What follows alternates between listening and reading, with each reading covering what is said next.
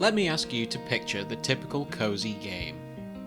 You're probably imagining bright, colourful settings, picturesque towns and villages, wholesome activities set at a leisurely pace, surrounded by good-natured, decent folk.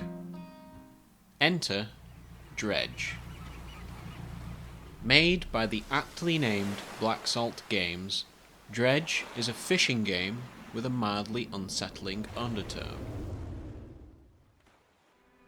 The sounds of prey thrashing against your nets, predators lapping closely at your aft, and the bubbling and glugging of unknown subterraneans far, far below make it hard not to taste the salt on the sea breeze. The small pocket of islands you are given free range to explore transitions from a buffet of seafood delights by day to a dark and moody waterscape by night, mired by obscuring fogs and winds whispering as they skate across the hull of your boat. Initial expeditions into the night have been well orchestrated into tense affairs by fabulously dynamic art direction and wary tidbits dished out by NPCs, as you chase the latent beam of Greater Marrow's sole lighthouse for safety. Unfortunately, gameplay in the night struggles to helm this promise after the first few voyages, in the same way a horror film struggles to create suspense after it has revealed the monster. The narrative provides a serviceable through line to substitute for a lack of eldritch terror, as you trawl through a decent mystery to uncover the true nature of the forces at play. At its heart, though, Dredge is first and foremost all about the fishing. A boatload of little mini-games keep things fresh as you catch the game's impressive variety of sea life, documenting each new species or off-putting aberration to complete your encyclopedia, Pokemon style. Upgrading your little tugboat that could along the way, with equipment suited to each new region, is a neat little loop to keep you afloat. If anything, Dredge ends up feeling more like a cozy game, letting you play at a pace that suits you, with a slightly grittier bite as opposed to titles such as Animal Crossing. For me personally though, I was somewhat left wanting for a game that was wearing the cloak of a cozy fishing game, but slowly turns into some maddening horror show that you're just trying to survive through. I'd heard many good things from the internet before I dove in, and perhaps that's set my expectations a little too lofty, but I could just never quite get the kind of experience I was hoping for, which is something akin to Sunless Sea or Darkest Dungeon, especially when some aspects of the art style seem like such close inspirations to those titles. To anyone who's had Dredge in their wish list, I do not wish to deter you from buying it. It is a great little game which has plot its own course and has sailed it very well. Just go in knowing that Dredge doesn't surprise you with a huge twist halfway through, but I am giving it a solid 4 out of 5. When it comes to completion though, I think Dredge understands exactly how to sustain itself. As I said earlier, there's an expansive selection of sea critters for you to catch, encouraging you to scour the edges of the horizon, telescope in hand, as you tick them off your logbook. There's some real creativity on display, as I found myself gently recoiling from the imaginative designs of each species' aberrations that you'll need to catch as well. But whereas other games get the balance of rarity wrong, and have you pacing back and forth, waiting for a particular thing to finally spawn, once you've worked out how to catch a species of fish, I'd say 95% of the time, you head straight to the spot, catch it, and you're done. Perfect. Not a moment wasted. And if you find your mind starting to wander, there are a healthy number of side quests on offer from NPCs in little harbours to pick up and put down as you like. Upgrade all the trimmings on your boat, find all the docks, get the secret ending. Bish bash bosh, job done. 5 out of 5. A lot of games out there could learn a thing or two from Dredge when it comes to the completion experience. And with that, we tidily move on.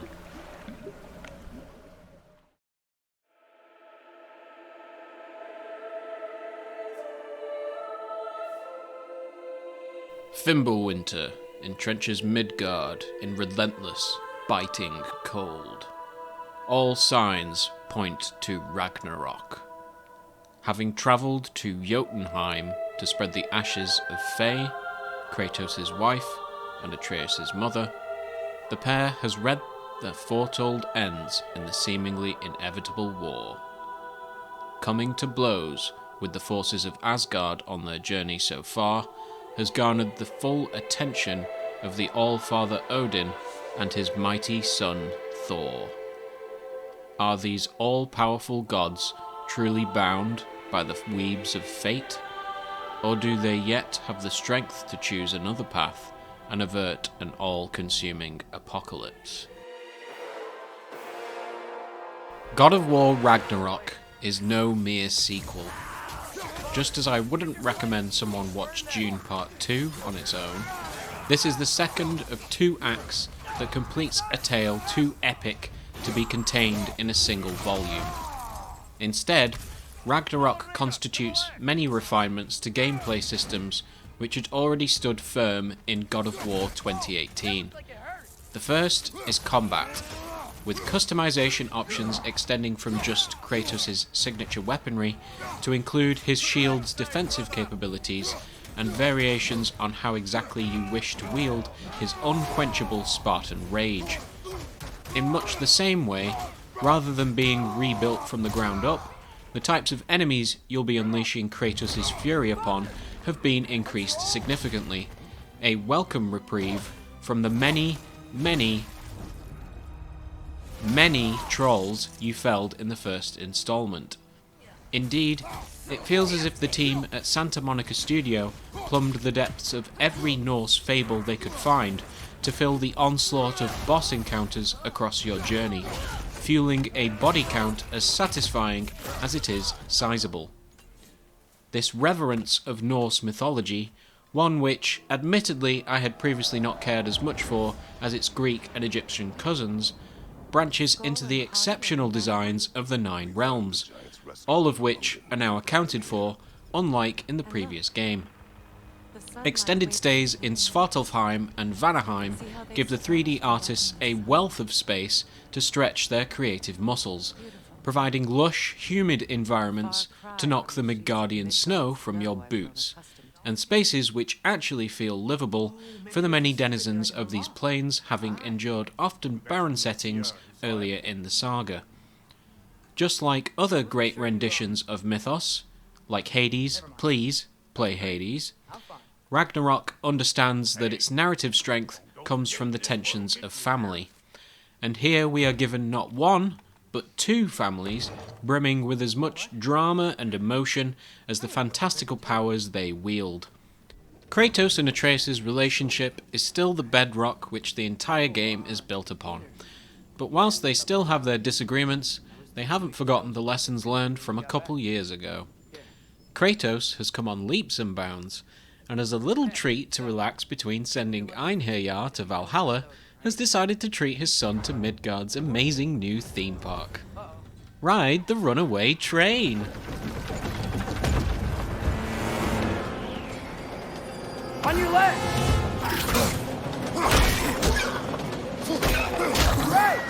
Ride the log flume!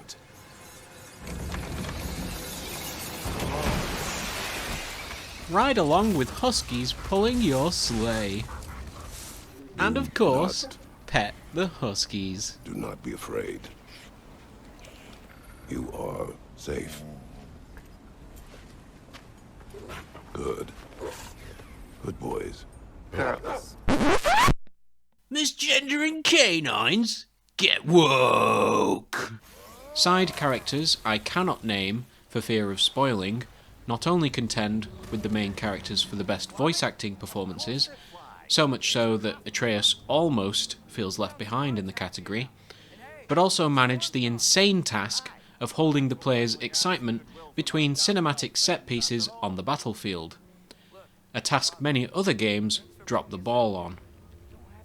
Kratos and Atreus' allies are such fun to spend time with that you'll be going on side quests not because you want to kill another 24 of Odin's cronies, but because every time you'll be learning more about what motivates and drives these characters, and the relationships with the main duo. Of course, the story must conclude, and does so with a flourish that justifies a slightly hefty runtime. One early narrative section somewhat dawdles. Nonetheless, minor hiccups aren't enough to deter me confidently declaring God of War Ragnarök has successfully carried the heavy, blazing torch of God of War 2018, and is a well-deserved 5 out of 5. I should say that does come with the caveat that I turned on the extended timers for the puzzle hints in the options menu, as a lot of people complained about that when the game first released, and I suggest anyone else does the same. Now, if you'll allow me to dip my toes into the sea of spoilers, I'm going to gush all over some of my favourite bits of the game. First of all, the Draupnir spear is an absolute joy to wield. I adore the way Kratos' moves with the spear take full advantage of impaling as many of the infinite things as he can into his foes with wanton abandon. The little section of the game where you delve into a lake and it gets crafted by this merfolk blacksmith, absolutely awesome. Heimdall is a massive twat and is absolutely loving it. Scott Porter, the voice actor, steals every scene Heimdall gets to feature in. The unchiseled rendition of Thor that's a total disappointment to his family, and the allegories to absentee fathers and their impact on families was a real hard-hitting touchstone that I think did a lot to ground the Norse pantheon here. Oh, and I can't forget to shout out the cutscene with the Nunir. That is easily my favourite take on the Fates that I've seen in the visual medium, and I really enjoy any kind of crystal ball wielding character that leaves you wondering how much truth there is to their future sight whenever it gets used on screen. I could have happily spent 3 times as long watching them indulge in their omniscience. Absolutely brilliant.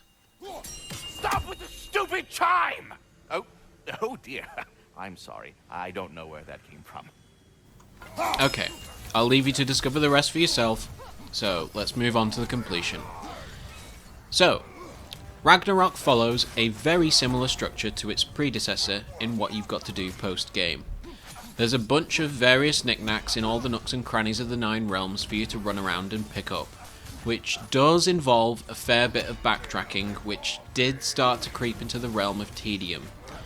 But what both games have done really well is even after the main story is done, a bunch of enemy encampments pop up, alongside any side quests that you still need to do, which helps prevent running through areas which are emptied from your first killing spree.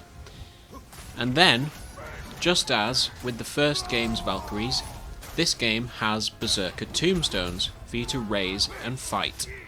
And again, each Berserker has a reduced moveset of the Berserker King, which you fight last.